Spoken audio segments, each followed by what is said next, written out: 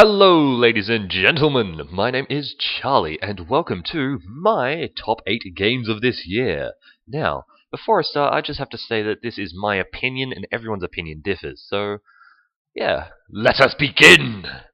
In 8th place, SimCity. Now, as much as everyone complained about SimCity, I rather enjoyed it. It wasn't exactly what we were promised, but it was SimCity nonetheless, and being a rather large fan of the first SimCity, this made me feel good inside. Unfortunately, this was just a revamp of the SimCity series with some major downsides to it, i.e. the small build area and the terrible AI. But apart from that, it was fun building up a nice city, getting millions of dollars a second, and when you're bored, creating the apocalypse of destruction thingies, which in itself is another letdown. To unlock the destruction thingies, you have to get achievements, and to get achievements, you have to play the game. So, yeah, that's my number 8. And in 7th place, Grid 2. The first Grid was, at the time, amazing for its destruction models and great graphics, and that's what this game is again. It's nothing changed to revamp, it's just better crashes with better graphics, with better looking cars, and more of an arcadey feel to it. Now, don't get me wrong, there's nothing wrong with not changing anything, but after this long and suddenly releasing another Grid to have changed nothing, it's kinda disappointing. Oh no, this is a great, not the best, racing game with some amazing graphics. Now, in 6th place is a game I never, ever saw would do well, even in the slightest. I thought it would fall short and go splat on the sidewalk as it walks home from the pub, passes out, and gets beaten up by its grandparents. No, I don't know what this means. Don't think about it too hard. Yes, in 6th place is... pause for effect. Call of Duty Ghosts. Yes, this is what I think is definitely a step in the right direction for the Call of Duty series, with the focus being on single player and not multiplayer like Black Ops 2 and Modern Warfare 3. This game is, to me, feels like it's the closest we have had to a, let's say, a student or a son of Call of Duty 4, the only good Call of Duty I've ever played. Well, apart from all the ones before Call of Duty 4 and Call of Duty, the one with the parachute down. No, this game, although still bullshit bananas, is well made, and although we're using some old animations, is rather good for its single player. Multiplayer, not so much. Now, after that upset, what could possibly be in 5th? Well, in 5th place is a game a lot of people didn't like, saying that EA ruined the series and should have never made it. But I disagree. In 5th place is Dead Space 3. No, that's not a joke. I absolutely adore Dead Space 3, especially once I started playing co-op. Of course, it's not like the predecessors like Dead Space 2 or 1, and suffers from a rather bad problem, but you can forgive that once you create a minigun that shoots fire, acid, bullet, electric, spinny thing of death gun! Which is why I love this game so much. The crafting. I spent more time in the gun creator / testing area than actually playing it. Just mashing together different combinations of guns until I made an unstoppable beast. Now, before I said that Dead Space 3 suffers from a problem, and that problem is rather noticeable, especially in later levels. You see, the problem is that it massively suffers from there isn't an enemy on screen right now, oh my god, scary. Seriously! In Dead Space 1 and 2, you were scared that there was about to be an enemy on screen. There was about to be an enemy on screen when you turn the corner, but then there wasn't anything, so you feel really underpowered and weak, because that's what you are in Dead Space 1 and 2. You're just underpowered and weak and bleh. But in Dead Space 3, it's more like you're scared because there isn't an enemy on the screen. Seriously, once you make certain weapons, you breeze through the game, and the most scary moments in the game when there isn't an enemy on the screen. That is the game's only problem, and I can forgive it as I mow down the 50 millionth enemy that moment with my minigun of whatever I said before. Moving on to 4th place. Now, the game that became before this was awful, god awful, and this, like Call of Duty Ghosts, is a step in the right direction. 4th place is Assassin's Creed Black Flag. I know! This game is definitely surprising. Well, it surprised me for its content and playability, where, like, the last one was just fucking shit. This one is all about pirates and sailing and blowing up other ships and more pirates and stuff. Now, as dull as that sounds, it's really not.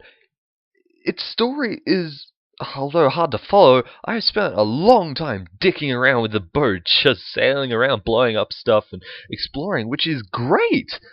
Unfortunately, things with this game are, well, there's, the people sometimes ping off into space when you kill them. Is that a downside? Moving on to third place is Papers, Please. Go play this now, oh my god, play it, play it, play it, play it, go now, buy it, win. But there is no win, you can't win. If you don't know anything about this game, you have been under a rock, haven't you? This game is where you do changes. Like, what you do changes what happens in, like, the player-decided end. You decide when the end is, right? I went for 21 days in this game and was killed because I accepted $2,000 from a random. And the person I worked for saw this and arrested me the next day because, like, they saw my account, like, my money account suddenly skyrocketed and they thought, like, I was, in with a cult or something. But the game changes based on how you play. If you're a cunt, you will earn more money, but you might get more death threats and you might get more terrorist attacks and all that. Or if you're nice and you let people through even if they have dodgy, like, certificates and stuff, you might lose your job and your family and people might start dying around you because you didn't earn enough money. And if you're bad at your job, well, you get it. This game is definitely one for the history books and made my top 3 because of it. Now, in second place is a game I have waited for 2 years or more. A game that took everyone by surprise when it came and didn't fail to deliver when it did come. It's a game I will be keeping on console for a very, very, very long time and will play it with my kids when I'm older. And my number 2 game is Grand Theft Auto 5. Of course it is. This game is fantastic in every way except a few. And every area that was bad in the last GTA has been fixed and revamped. If you haven't played this game, where have you been? I have put more hours into this than I have Garry's Mod, which is insane. Now, in the last GTA, people said they didn't like the heavy driving. Well, I did. It felt amazing as it fitted with the crashes you did. Like, heavy car equals heavy crash. While in GTA 5, the driving feels very, very, very, very arcadey and light, while the crashes felt like you just drove a 20-ton truck into an immovable object. It just doesn't fit. Like, you're driving down the highway super fast in this really sort of light sports car, right? And it handles like you're playing in Midnight Club LA, which is, from reports I've read, what they base their driving off.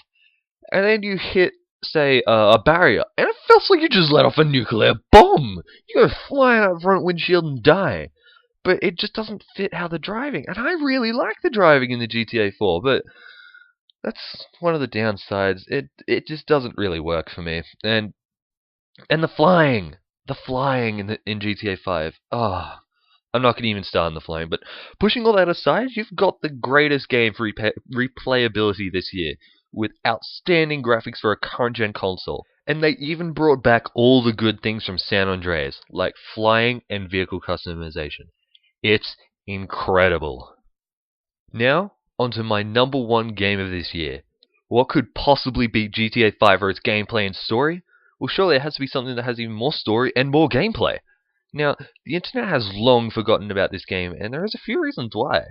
This game is absolutely fantastic, with its graphics and hooking you onto the characters with heart-dropping moments, and even the ending, which most people didn't understand or like, but I liked it quite a lot, and I understood it. Well, I hope I did. I liked the ending as much as I liked GTA 5, and that's just the ending. This game was a different surprise from the company that made it, and that company has always made good games. Like the Uncharted series or the Crash Bandicoot series, when it was still good. Yes, my game of the year is one I bet no one would have seen coming from me. And I hope that it does get Game of the Year for real, because the adventure I went on with these characters and felt the pit in my heart when I knew I couldn't replay it and get the same feeling that I did like I played it the first time. Yes, this game is amazing in every way and belongs in Naughty Dog's Hall of Fame like every other game Naughty Dog has made. I think I've stalled for long enough. Yes, this year's Game of the Year, in my opinion, no one else's, not your mums or my mums or your dogs or your best friends, no, in my opinion, is this year's Game of the Year is The Last of Us. Anyway, guys, thanks so much for watching. This has been a fantastic year for gaming. It's a shame the Watch Dogs didn't come out, because that would have been my Game of the Year. Watch Dogs. It's probably next year's Game of the Year. Oh well, here's to another year of gaming. Anyway, leave a like, comment, favorite, comment down below what you think is your Game of the Year. I don't mind. I'll think about it and probably say you're wrong, but leave it down in the comments below anyway. And, have a great Christmas, good New Year, and, don't get too smashed and all that. And, yeah, subscribe if you want. I'll definitely be putting out new content in the next year, because I'll be getting a PS4, and I'll eventually be getting a capture card, and all that. Just, if you want to see more content, just subscribe, and hopefully after the new year, sometime January, maybe February, I'll start putting out more content. Oh, sorry, more content. And, to then, guys, take care.